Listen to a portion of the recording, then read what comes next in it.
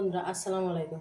বন্ধুরা, আজ সকালে হঠাৎ করে মনে হলো যে এখন কি একটু নাস্তা করা যায়। তা ভাবলাম কি যে ঘরে যেহেতু চালের গুঁড়া আছে, তাই আমি এই নাস্তাটি তৈরি করে নিই। এই নাস্তাটি খেতেও যেরকম দেখতেও সেরকম এত সুন্দর লাগে এবং এত সুস্বাদু। এই নাস্তাটি সবাই খেতে পারে। আমার বাসায় আগে মেহমান এলে আমি এই নাস্তাটি তৈরি করে দিয়েছিলাম। দেখেন বন্ধুরা, কত সুন্দর নাস্তা হয়েছে, দেখতেও যেরকম খেতে সেরকম একদম মুসমুসে। বন্ধুরা, তাহলে এই নাস্তাটি কীভাবে তৈরি করছি চলেন আমরা দেখি। এই নাস্তাটি এখন আমরা তৈরি করে নিই। চালের গুঁড়ার এই নাস্তাটি তৈরি করার জন্য আমি এই মেজারমেন্ট কাপের 4 কাপ চাউলের গুঁড়া নিয়েছি। চালের গুঁড়া নিয়ে এখন আমি এটাকে গুলিয়ে নেব। আমি একটা হ্যান্ড উইচের সাহায্যে ভালো করে নাড়াচাড়া করে নেব, ভিতরে যাতে দলা না থাকে দলাটা ভেঙে দেব। এখন আমি এক এক করে এর মধ্যে মশলাগুলো অ্যাড করে নেব। আমি এখন এখানে দিয়ে দেব স্বাদ মতো লবণ, দিয়ে দেবো 1 চামচ জিরের গুঁড়া, দিয়ে দেবো এখানে 1 চামচ পরিমাণ ম্যাগি স্বাদে মশলার গুঁড়া। এখানে আমি দিয়ে দেব 1 চামচ মরিচ বাটা। এখানে দিয়ে দিব আদা রসুন এবং পেঁয়াজি পেস্ট 3 চামচ, দিয়ে দেব একটু সামান্য হলুদ। এবার আমি এগুলোকে মাখিয়ে নেব, একটা সুন্দর বেটার তৈরি করে নেব।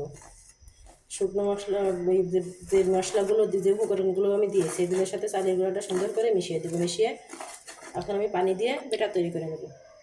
এবার আমি পানি দিয়ে দেবো, পানি দিয়ে একটা ঘন ডো তৈরি করে নেব। একদম যে বেটারটা আমি পাতলা তৈরি করবো সেটা একদম পাতলা হবে না, আর একদম দরদরা ঘন হবে না।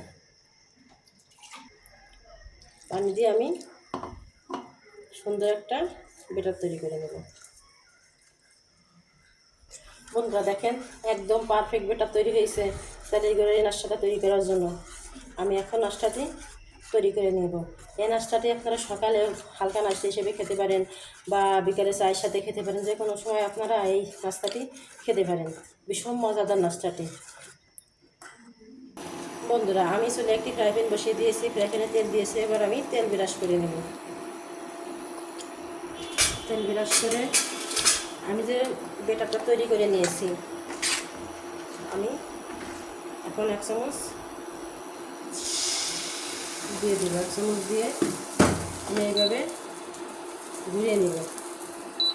দেখুন বন্ধুরা, আমার নাস্তাটি কত সুন্দর হয়েছে, একদম উঠে গেছে, কত সুন্দর দেখতে হয়েছে, কালার কত সুন্দর এসেছে। আপনারা যদি এরকম নাস্তা খেতে একবার বানিয়ে খান তাহলে আপনাদের বারবার খেতে মন চাবে। আপনাদের মন চাবে কি যে চালের গুঁড়ার এই নাস্তাটি আমরা তৈরি করি সবসময় খাই। একদম যেরকম অল্প উপকরণ লাগে তেমনি বানানো একদম সহজ, খেতেও খুব সুস্বাদু, খুব মজাদার। আমি আর একটা তৈরি করে দেখাচ্ছি।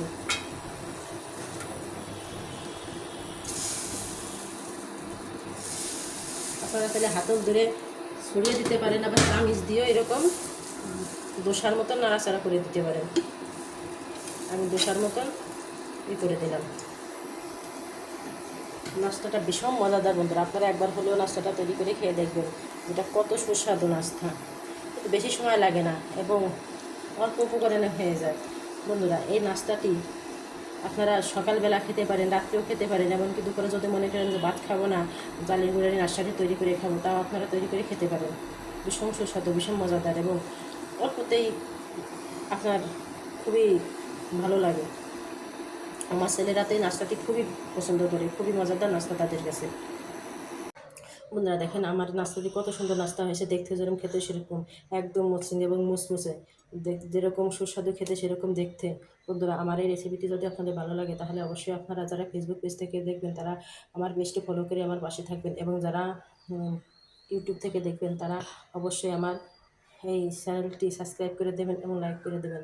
বন্ধুরা, আপনারা যে কোনো সময় মেহমান এলে বা যে কোনো সময় বৃষ্টি হলে বা যে কোনো সময় গরম থাকলেও আপনারা এই নাস্তাটি তৈরি করে খেতে পারেন। আপনারা সকালে হালকা নাস্তা হিসেবে খান, আর বিকেলে আপনারা চায়ের সাথে খান, যে কোনো সময় নাস্তাটি তৈরি করে খেয়ে দেখবেন।